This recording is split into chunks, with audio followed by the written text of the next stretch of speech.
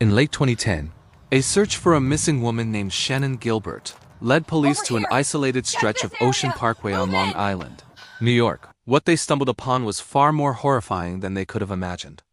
This discovery would kickstart one of the most baffling and chilling unsolved serial killer cases in modern American history, the case of the Long Island serial killer, also known as the Gilgo Beach Killer. The story begins on May 1, 2010. Shannon Gilbert, a 24-year-old woman working as an escort, made a frantic 23-minute 911 call from a client's home in the gated community of Oak Beach. She was in a state of terror, screaming that someone was trying to kill her. After that call, she vanished into the night. Police initially treated it as a standard missing person case, but Shannon's family insisted something sinister had happened. 7 months later, in December 2010, a police officer and his canine partner were conducting a training exercise along Ocean Parkway, not far from where Shannon was last seen. The dog alerted to something in the thick, thorny brush.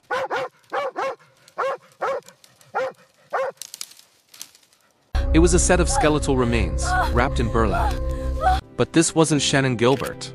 The victim was later identified as Melissa Barthélemy, who had disappeared in 2009. This grim discovery was just the beginning.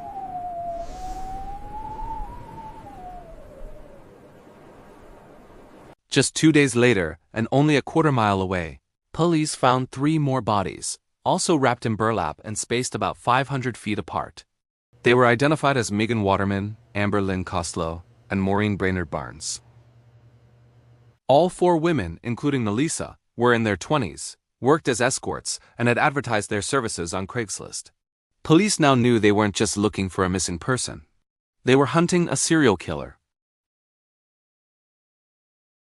These 4 victims became known as the Gilgo Four.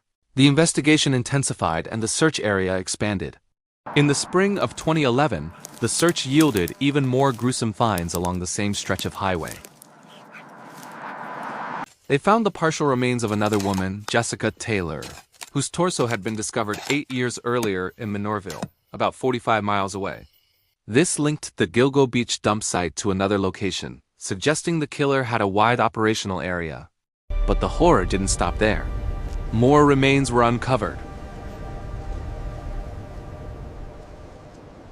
Police found the skull, hands, and foot of a woman later identified as Valerie Mack. Her torso had also been found in Minorville. Back in 2000, this established a clear pattern. The killer was dismembering his victims and disposing of their bodies in 2 separate locations, Minorville and Gilgo Beach. The discoveries became even more disturbing. Police found the remains of an unidentified Asian male dressed in women's clothing who had been dead for several years. They also found the remains of a female toddler, around 2 years old. DNA testing later revealed that this child was the daughter of another unidentified victim, whose partial remains were found miles away in Nassau County.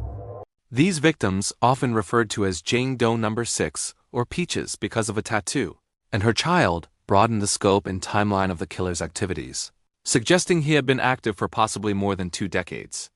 And what about Shannon Gilbert, the woman whose disappearance started this whole investigation? In December 2011, a year and a half after she vanished, her remains were finally found in a marshy wetland about half a mile from where she was last seen. The official cause of her death was ruled as undetermined, with police suggesting she may have drowned accidentally while fleeing in a panic. However, her family and their independent autopsy expert believe she was murdered, just like the others. Her case remains a point of contention. Was she another victim of the Long Island serial killer, or was her death a tragic coincidence that led to the discovery of his crimes? So who is this killer? For over a decade, the case went cold. The FBI created a profile, suggesting the killer was likely a white male between his mid-20s and mid-40s, financially secure, with a good knowledge of Long Island and law enforcement techniques. The use of burlap suggested a connection to hunting or landscaping.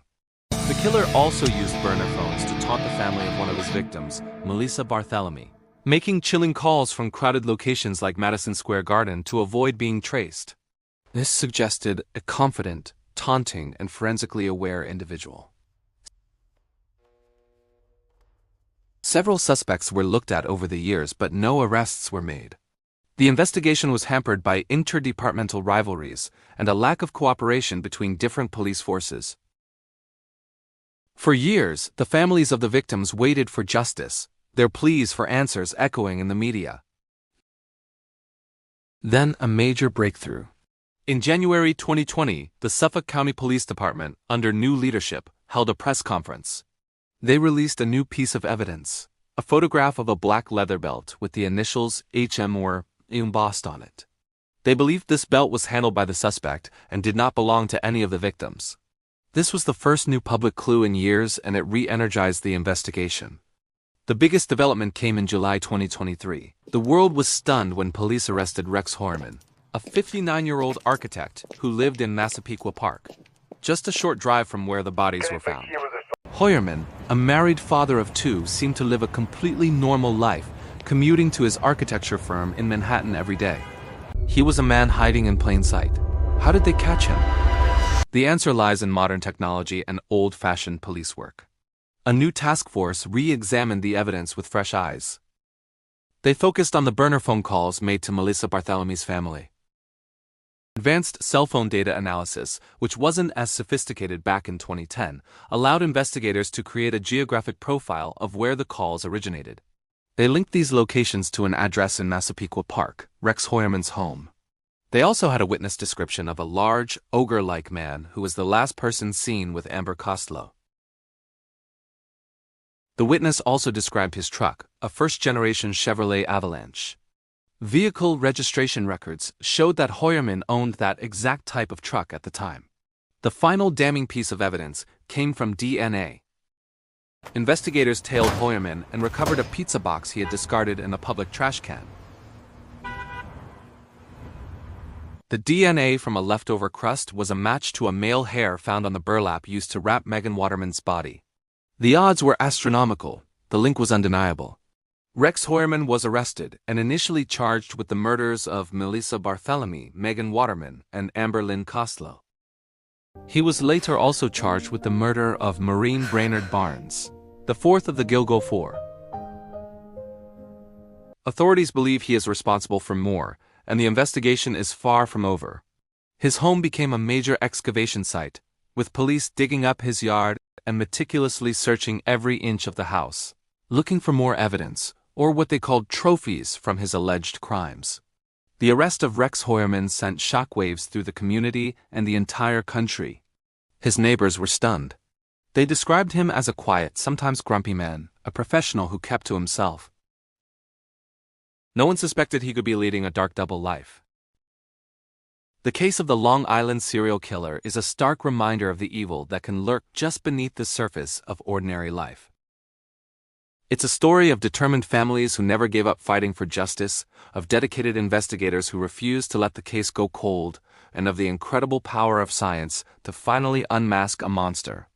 While Heuermann has been charged, he has pleaded not guilty, and the legal process is just beginning.